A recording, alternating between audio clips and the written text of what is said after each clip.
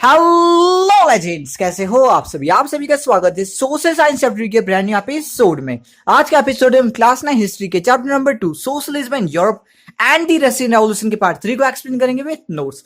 So now let's begin the video. 1979 की winters में Petrograd के हाल बहुत बुरे हो चुके थे। एक तो वहां पर खाने की कमी थी और दूसरा वहां के लोगों को डिवाइड कर दिया गया था on the basis of fashion. वहां पर एक रिवर थी, उसका नाम था रिवर नीवा। उसके लेफ्ट साइड में बहुत अमीर और फैशनेबल लोग रहा करते थे। वहां पर अपने किंग भी था, उसका विंटर पैलेस था और ड्यूमा की बिल्डिंग भी थी, ठीक है। और जो राइट साइड थी वहां पर कम फैशनेबल लोग यानी कि वर्कर्स, इंडस्ट्रियलिस्ट और लेबर वगैरह रहा करते थे। ये तो कोई नहीं। और जो पार्लियामेंट के साथ थे वो लोग एकदम डर चुके थे। क्यों? ताकि वो अपनी पावर को बचा सके, अपनी इलेक्टेड असेंबली को। वो इसलिए डर रहे थे क्योंकि जो जार था ना, जार निकोलस, वो ड्यूमा को सस्पेंड करने वाला था, इसीलिए। ये तो कोई बात नहीं। अब वो शुरू होती मेन बात, डिस्क्लेमर। आप जो मूवी की नरेशन सुनने वाले हैं उसका नाम है दी फेब्रुअरी रेवोल्यूशन। इस बुक में अपन के पास सिर्फ और सिर्फ उसकी स्क्रिप्ट है, उसको मैं आपको एक्सप्लेन करूंगा। तो आराम से बैठ जाइए, मूवी को एंजॉय कीजिए। फिर मत बोलना डेट याद नहीं होती। So let's begin. ये हमारी कहानी है 22 फरवरी। ये 22 फरवरी मेरी लाइफ के लिए बहुत ही इंपॉर्टेंट है और रशिया के लिए भी। इस दिन आम दिन की तरह आम लोग अपने काम पे जा रहे थे, लेकिन लॉकआउट के चलते उन लोगों को एंटर करने नहीं दिया गया था। उसकी वजह से बाकी वर्कर्स भी बहुत गुस्सा हो चुके थे। यानी कि नेक्स्ट 23 डेट को लगभग 50 फैक्ट्रीज के वर्कर्स स्ट्राइक पे बैठ चुके थे, यानी कि काम बंद कर दिया उनकी सिंपैथी के लिए। जब सारे के सारे वर्कर्स पेट्रोग्राड के एकदम सेंटर में यानी कि नेव्स्की प्रोस्पेक्ट जो भी नाम है वहां पर इकट्ठा हो चुके थे, तब गवर्नमेंट को बहुत डर रहा था, यानी कि डर चुके थे, ताकि उन लोगों ने कर्फ्यू लागू कर दिया। आखिर कर क्या सकते थे उसके आगे। शाम तक सारे वर्कर्स अपने घर जा चुके थे, लेकिन 24 और 25 को स्ट्राइक वापस चालू हो चुकी थी। 24 को एकदम चल रही थी, पर उसके बाद में जो गवर्नमेंट थी उन्होंने कहा कि चलो जाओ, पुलिस और कैवलरी यानी कि आर्मी फोर्स तुम जाओ, उन पे नजर रखो। नेक्स्ट 25 डेट को जो जार निकोलस था उसने फाइनली अपने मकसदों के हिसाब से ड्यूमा को सस्पेंड कर दिया। So bad. 26 को सारे के सारे जो वर्कर्स थे वो लोग लेफ्ट साइड में पहुंच चुके थे।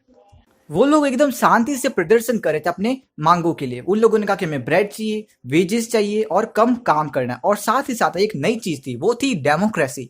इसके बारे में हमारे पास सिविक्स में एक एक्स्ट्रा चैप्टर है, वो आप पढ़ सकते हैं। अगर आप फ्यूचर में वीडियो देख रहे हैं तो शायद वो वीडियो बन चुकी होगी, तो उससे प्लेलिस्ट में चेक जरूर कीजिएगा। 27 तारीख को सारी मांगे बहुत बढ़ चुकी थी बाकी लेफ्ट साइड की, क्योंकि उनको डर था कुछ ना कुछ तो होने वाला है। इसलिए पुलिस को भी एकदम चौकन्ना कर दिया गया था। लेकिन इस पर जो पुलिस और आर्मी वाले लोग थे उन लोगों ने मना कर दिया कि हम फायरिंग नहीं करेंगे। और उनमें से कुछ 4 लोग चाहते थे कि हम उन वर्कर्स को भी ज्वाइन करेंगे। उनमें से एक को तो गोली मार दी गई थी और बाकी 3 का भी कुछ काम तमाम कर दिया गया था। इसके चलते जो पुलिस और आर्मी वाले लोग थे वो बहुत गुस्सा हो चुके थे। तो और क्या होना था, 27 तारीख की शाम तक सारे के सारे वर्कर्स और आर्मी वालों ने अपनी गैंग बना ली, यानी कि इकट्ठा हो गए। और उन्हें कहा जाता है सोवियत या फिर काउंसिल। और उसी के दिन बन गया आपका पेट्रोग्रेड सोवियत। कितना इजीली समझा दिया ना मैंने यार, मैं खुद की तारीफ नहीं कर रहा हूं, बस बता रहा हूं। फिर उसके बाद में 28 तारीख को जो नई गवर्नमेंट बनी थी यानी कि ड्यूमा और अपने सोवियत वाले लोग, उन लोगों ने कहा कि जाओ जार को लेके आओ। उसका एक कमांडर था जार का, उसने कहा कि चलो आप पावर एब्डिकेट कर दो, यानी कि पावर्स को रिलीज कर दो, यही आपके लिए अच्छा होगा। तो वैसा ही हुआ। 2 मार्च को जार निकोलस ने अपनी पावर्स को रिलीज कर दिया। कितना अच्छा राजा है, चुपचाप मान गया, अपने बेचारे लुइस भाई की तरह नहीं है। चलो इसकी फोटो देख लो एक बार। अब जब जार ने अपनी पावर्स को एब्डिकेट कर दिया है तो अब प्रोविजनल गवर्नमेंट आती है जो कि अपनी पूरी कंट्री को रन करेगी, सॉरी अपनी क्या, रसिया को रन करेगी, ठीक है। यहाँ की सबसे बेस्ट चीज क्या लगी आपको पता है? यूनिवर्सल एडल्ट सैफरेज, यानी कि जो अपनी कंट्री में हो रहा है, यानी कि सारे एडल्ट लोगों को वोट करने का अधिकार था, even womens. That's legendary, literally that's legendary. जब प्रोविजनल गवर्नमेंट आई थी, लैंड ओनर्स, आर्मी वर्कर्स और इंडस्ट्रीज लोगों को बहुत फायदा हुआ था, लेकिन सोशलिस्ट और लिबरल्स लोगों को कुछ ना कुछ तो प्रॉब्लम होती है। उनको अलग टाइप ऑफ इलेक्टेड कमीशन चाहिए थी, क्यों पता नहीं। अपने सोवियट्स के पावर में आने के बाद जितनी भी पब्लिक मीटिंग्स पे रेस्ट्रिक्शंस थे उसको हटा दिया गया था। एसोसिएशंस बन सकते थे और साथ ही साथ जितने भी जो सोवियत बने थे ना वो लगभग कंट्री के हर एक पार्ट में बनने लग चुके थे, जैसे कि अपने पेट्रोग्रेड सोवियत था। सो लेजेंडरी। अब एक लेजेंडरी गाय वापिस आता है, एक लेजेंडरी बंदा, उसका नाम है व्लादिमीर लेनिन। इसके बारे में मैंने थोड़ी बहुत बात की थी। उसको देश निकाला दे दिया गया था। अब जब जार की पावर्स कंप्लीट हो चुकी थी तो फिर वो अप्रैल में वापिस आ गया। उसने कुछ 3 मांगे रखी। उनको कहा जाता है लेनिन्स अप्रैल थेसिस, ये बहुत इंपॉर्टेंट है, ठीक है। जब वहां पर वॉर हो रही थी इसलिए उसने कहा कि पहली मांग थी वॉर को रोक दिया जाए, दूसरी मांग थी बैंक्स को नेशनलाइज किया जाए और तीसरी मांग थी पीजेंट्स को लैंड दे दिया जाए। अच्छी मांगे थी वैसे। लेनिन ने एक बार ये भी सोचा था उसकी पार्टी का नाम बदल के, यानी कि बोल्शेविक्स का पार्टी का नाम बदल के कम्युनिस्ट पार्टी रख देना चाहिए। पता नहीं रखा कि नहीं रखा, आगे चल के उसकी मर्जी। आगे चल के समर्स में एकदम हाल अच्छे थे रसिया के, सब कुछ एकदम ग्रो हो रहा था, इंडस्ट्रीज ग्रो हो रही थी, पीजेंट्स मजे कर रहे थे, सब कुछ एकदम अच्छा चल रहा था वहां पर। और आगे चल के लगभग 500 सोवियट्स ने अपने मेंबर्स को भेजा था ऑल रशियन कांग्रेस के पास। इनके पास भी कांग्रेस है, वाह।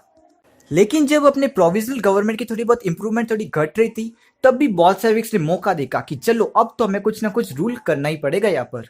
बट वहां के जो लोग थे उन लोगों ने बात नहीं मानी और सारे बोल्शेविक्स, कुछ लोग तो भाग गए और कुछ लोग छुप गए जुलाई के अंदर, ओके।